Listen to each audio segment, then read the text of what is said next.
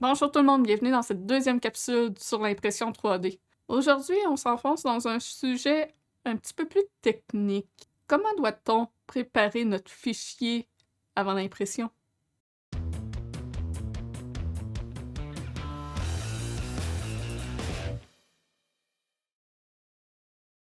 Donc, pour faire de l'impression 3D à la résine, ça nous prend un fichier STL. Et ce fichier-là, il faut le passer dans un programme pour le slicer afin qu'il soit prêt à l'impression.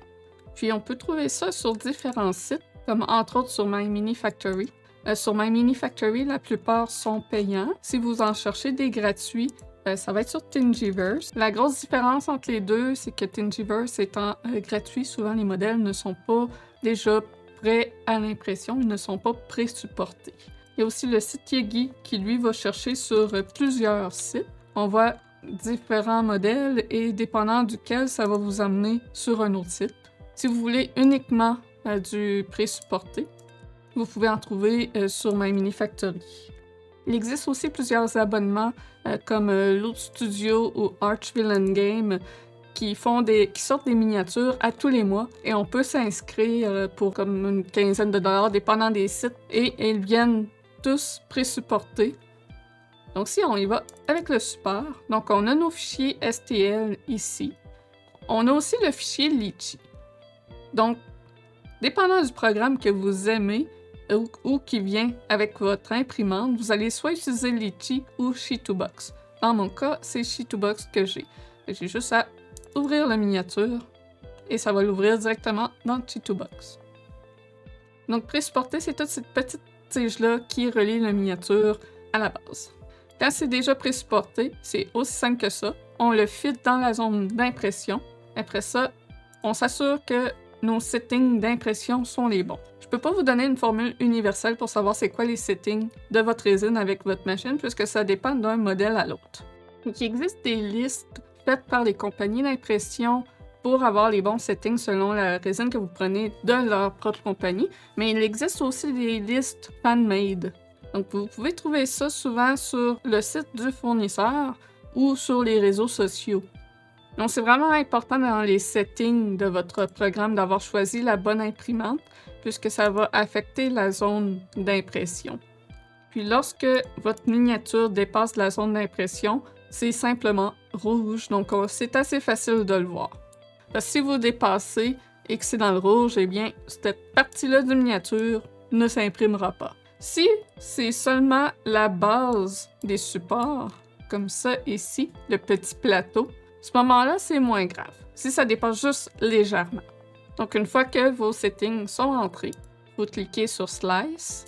Donc, une fois le slicing complété, ça va transformer le fichier pour qu'il devienne le type de fichier que votre imprimante prend. Donc, après le slicing, ça va vous donner aussi une idée de la quantité de résine que vous avez besoin, le prix approximatif que ça évalue, selon la quantité de résine que vous avez, et le temps d'impression.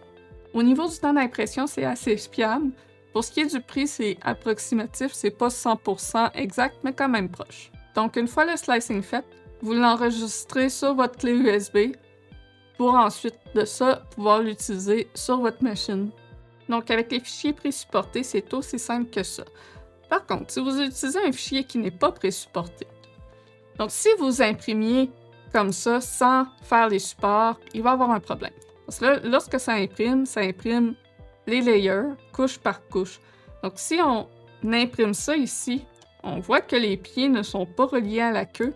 Donc, essentiellement, ça va imprimer dans le vide. Et ça va être des petites îles flottantes dans votre résine et ça ne se formera pas convenablement. Et en plus de ça, ça risque de briser votre FEP, donc la pellicule au fond de votre bac à résine. Souvent, les miniatures, lorsqu'on les ouvre, vont être placées droit, comme s'ils étaient sur la table.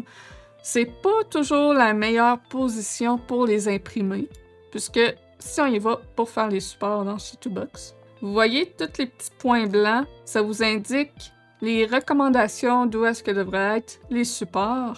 Et à ce moment-là, si on le laisse droit comme ça, il y en a vraiment beaucoup sur le devant du miniature. Puis les supports, ça laisse parfois des petites traces. Donc idéalement, on ne veut pas en mettre sur le devant du miniature ou le moins possible. Donc c'est recommandé de leur donner un angle de 45 degrés et plus vers le dos. Donc les supports, c'est une étape que ça demande vraiment beaucoup de patience, qui peut être assez longue à faire selon le modèle. Donc que ce soit dans Chitubox ou Litchi, ça fonctionne essentiellement de la même façon. Donc on va descendre notre layer jusqu'à temps qu'on ne voit plus le mini.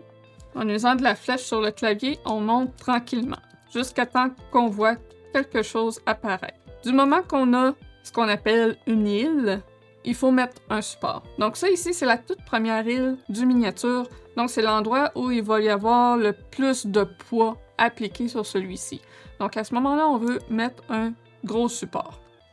Et on monte. Là, on voit qu'on a un autre petit bout ici qui n'est pas relié au reste. Donc ça aussi, ça va demander un support. Donc pour éviter de gaspiller trop de résine dans les supports, on peut dupliquer les têtes sur les petites îles.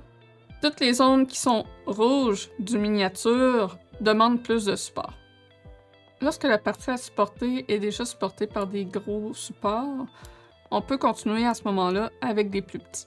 Donc ici, on a une nouvelle île, ça prend aussi des supports. Est-ce qu'on met un gros support ou un plus petit? Ça dépend de la masse et la distance que ça va prendre avant de se relier à ce qu'on a déjà supporté. Donc, dans ce cas-ci, c'est un gros morceau à supporter par lui-même, puisque ça semble être long avant de rejoindre le reste. Donc à ce moment-là, j'irai mettre un gros support dessus. Fait qu'essentiellement, c'est ça, mais il faut le faire sur toutes les petites îles qu'on voit, comme ça, pour mettre des supports. Pour qu'au final, ça ressemble à ça ici. Puis après, on a juste à faire la même chose, le slicing, le sauvegarder et le mettre dans l'imprimante. Donc ça complète la première étape pour l'impression 3D à la résine. Donc toute la préparation du fichier STL. Donc dans la prochaine vidéo, on verra toutes les étapes qui s'ensuivent suite à cette préparation de fichier. Merci tout le monde d'avoir écouté cette petite vidéo. Merci à tous ceux qui nous supportent, membres Patreon, sub Twitch, abonnés YouTube. On vous remercie grandement pour votre support. N'hésitez pas à laisser un commentaire, un petit like, à nous dire qu'est-ce que vous aimeriez voir comme prochaine vidéo. On se repogne!